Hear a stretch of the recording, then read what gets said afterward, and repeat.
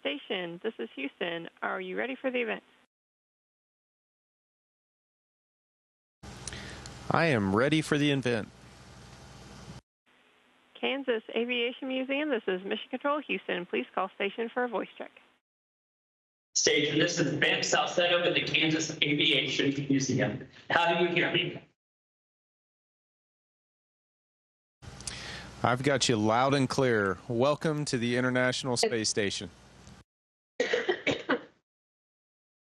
Thank you very much, Colonel Hague, for this opportunity. And we have a bunch of youngsters and adults that are ready to hear about life on the International Space Station.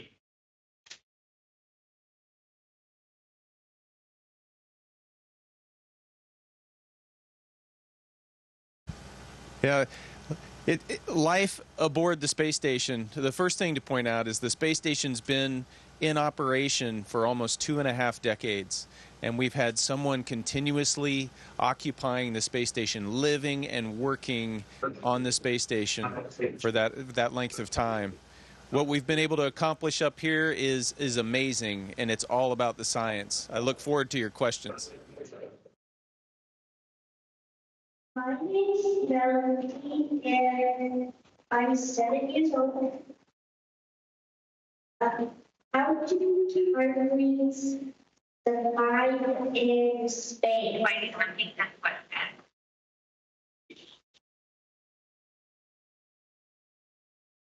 There was a little bit of echo there. I was wondering if somebody closer to the mic could repeat the question.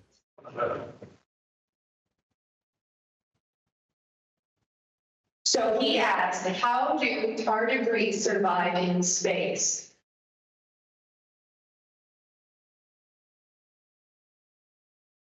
I'm sorry, say again?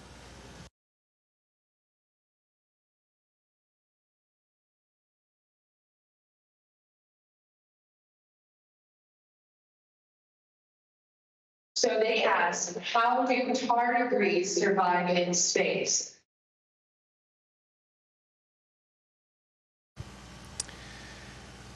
So living in space is not easy. It takes a lot of support from the ground. On board the space station, there are 7 astronauts and cosmonauts living here.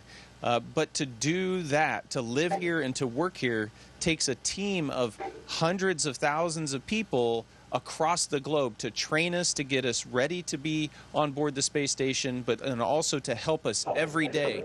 We're in constant communication with control centers around the globe to support us.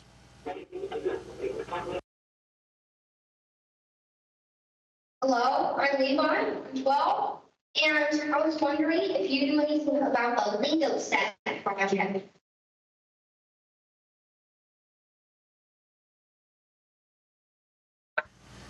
I'm sorry, it's coming through a little garbled. Can you ask again, please? So Levi asked, have you heard anything about the Lego set project?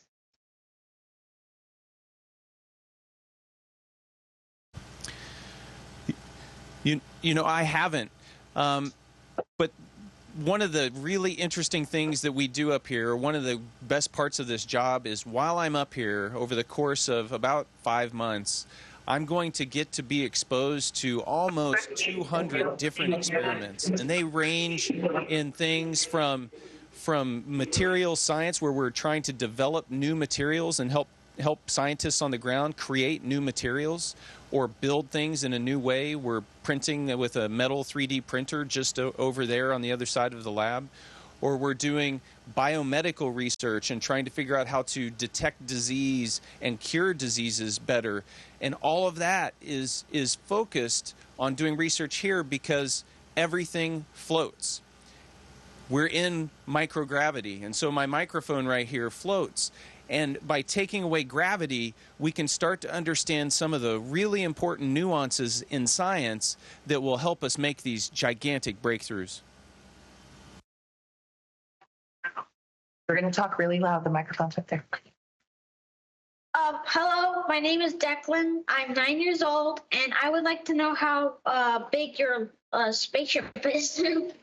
So he asked, how big is your spaceship? Yeah, the space station. So let's start with the first thing. The first thing, I launched on a rocket. The rocket is about 150 feet tall. So it's pretty tall. The vehicle that brought us here is about the size of a bus.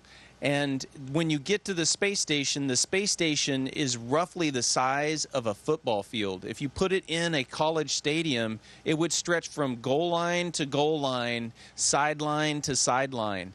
It's gigantic. But most of that is on the outside. On the inside, where we live, really is only about as big as a 5 or 6 bedroom home. And there's 7 of us in here, so it's pretty tight quarters.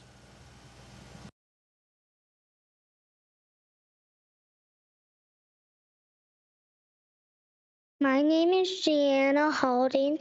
Do you remember my uncle Matthew Holding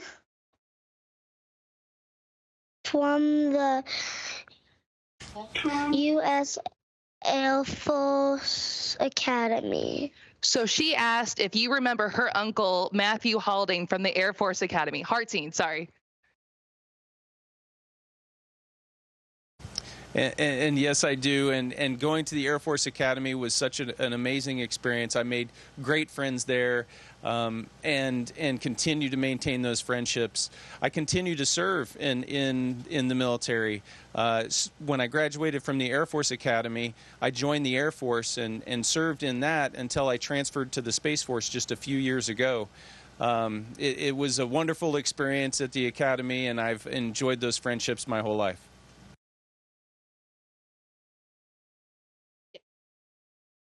My name's Graham. I'm 12. I was wondering, what's the scariest thing you've ever seen in space?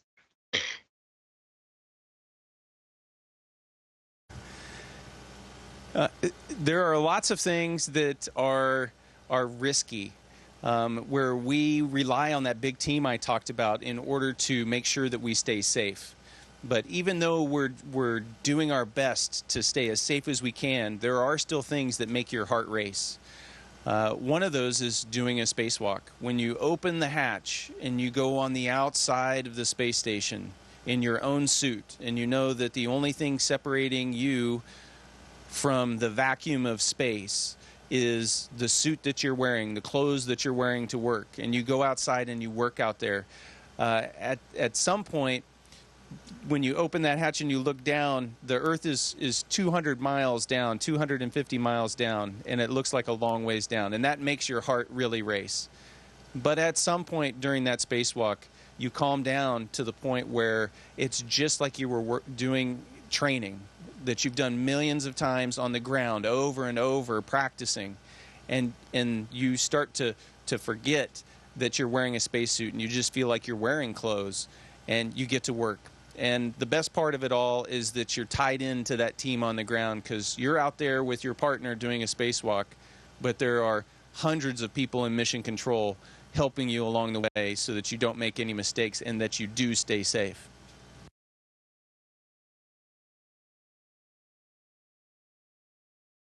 Hello, I'm Liam, and I'm 13, and I wanted to know, what is your everyday life in space?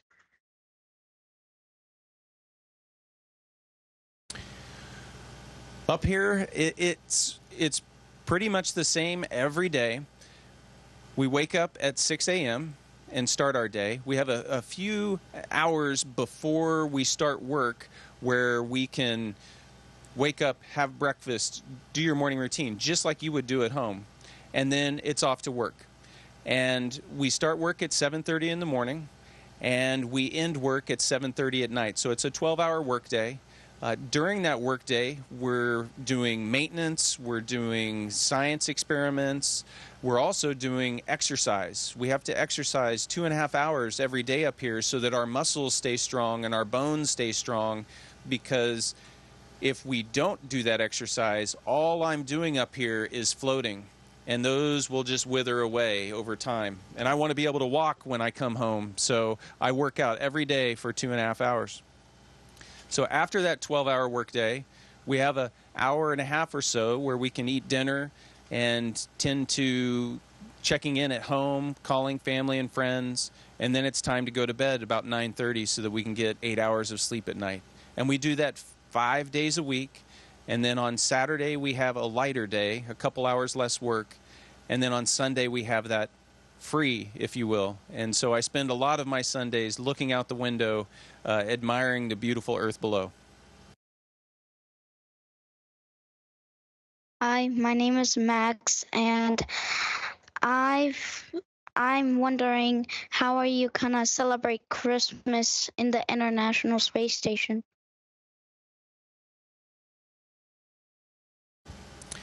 We celebrate holidays up here. We just celebrated Thanksgiving. For Christmas, I thought ahead. I had to think a long ways ahead because I packed up some gifts for my crewmates up here, and we had to launch them on another cargo spacecraft, and it launched months ago. So in the summer, I was Christmas shopping. And I also thought ahead, and I packed some special food. So some things that I like to eat at Christmas time, and I brought those up here so that I could share those with my crewmates. And so we'll get together and we'll have a Christmas dinner, and we'll bring in the Christmas season. We'll celebrate New Year's. And that's really one of the special things we do up here as a crew. We're an international crew, and we get to bring our traditions and share them with our international crewmates, and they do the same in return. And we build that bond and create kind of a special environment up here that is truly unique. My name is James, and I am 9 years old, and I was wondering what type of experiments you do up on the space station.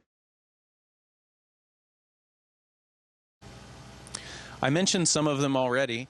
If I think just within the last couple weeks, things that we've been working on, we were taking samples around the space station of surfaces and trying to detect if there was bacteria growing on those surfaces, and using DNA sequencing techniques in order to identify what they are.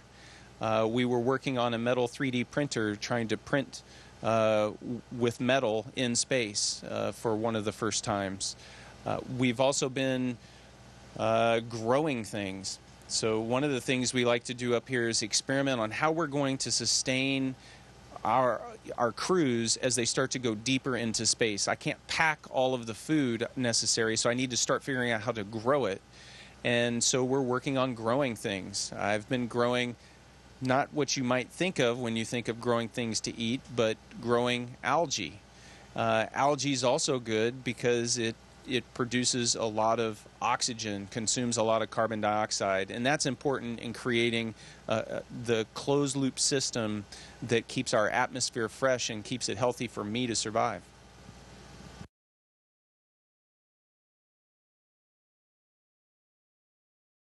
My name is Maddie, and I'm 4. And how long did it take to get to outer space? It's going to surprise you, but to get to outer space takes less than 10 minutes. We start on the surface of the Earth, we light the rocket, and less than 10 minutes later, I'm floating in space.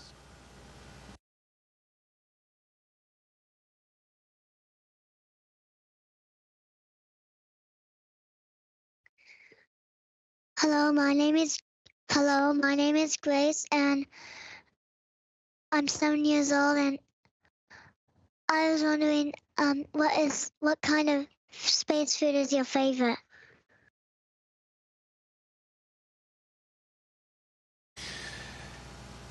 So space food up here, we've got all kinds of food that's in packages. And there's probably 200 to 250 different things that we can choose from. And there's meats, and there's fruits and vegetables, and desserts, and everything you could probably imagine. We've got something very similar to it up here. We have to do that, put it in packets so that it's easy for us to prepare, because we don't have the ability to cook food. We can just warm it up, or we can rehydrate it. On the ground, I have kind of a sweet tooth, so I like desserts. And up here, I think in space, I like desserts even more. So some of my favorite things to eat up here are having a nice dessert like a chocolate cake or a lemon cake. Those are both great things that I enjoy. But you have to have your fruits and vegetables before you can have your dessert. So just remember that.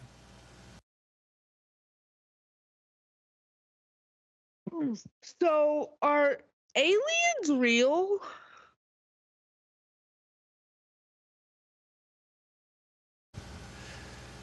You know, one of the things that NASA is trying to do is to search the solar system, search the universe for life, because we want to see if it's out there. We want to find it. So I sure hope all that effort is not for nothing. I sure hope it's not wasted effort. I hope there's life out there and we'll be able to find it. Hi, my name is Lace, and I'm 9 years old. And my question today is, can you find diamonds and emeralds and all the gems in space? We're exploring space deeper and deeper and discovering all kinds of things around us. And one of the places that we've discovered lots of natural resources is in our asteroid belt. And so there are resources, there are places that we can go to find these more precious, rare elements. It's just going to take a lot of effort to get there. So I encourage you, if you're interested in getting involved with space, in exploring, so at a young age, I was really interested. I'd look up at the night sky and I'd say, hey, I want to go explore there. Well, the first foundation of that is education. And so you've got to study science and math, and you've got to focus on that so that you can be part of the team that's going to help us conquer these really hard problems as we try to go to these places to get those resources. All right, Nick, this is our last question. Hi, I'm Samay. I'm 10 years old, and I'm wondering, can you break your neck in space?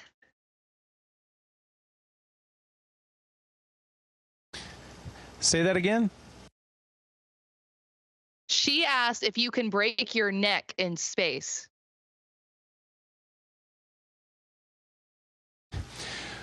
Well, you can definitely get hurt, and it would be a bad day, so we try not to get hurt. But you can, one of the things we like to do up here is we like to enjoy weightlessness. And what you quickly realize is that hard metal things are still hard, and they can hurt because you are still mostly soft. But we love to float around. We love to enjoy weightlessness and bounce around and pretend it's recess. And act like we're back in elementary school on the playground.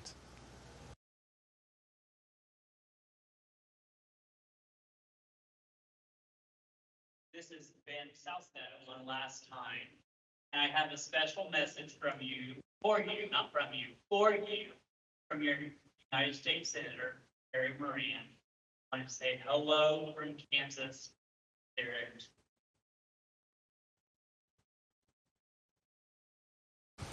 Well, Ben, thank you for passing along that message. It's always special to be able to connect with the people back home, and Kansas is where I'm from, and so I feel a strong connection there. I want to say hello to my all my friends there at the Kansas Aviation Museum. I look forward to seeing you guys after I get back down on the ground. Thank you.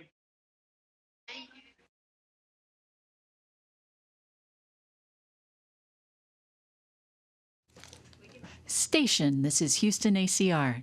Thank you. That concludes our event. Thank you to all participants at the Kansas Aviation Museum. Station, we are now resuming operational audio communication.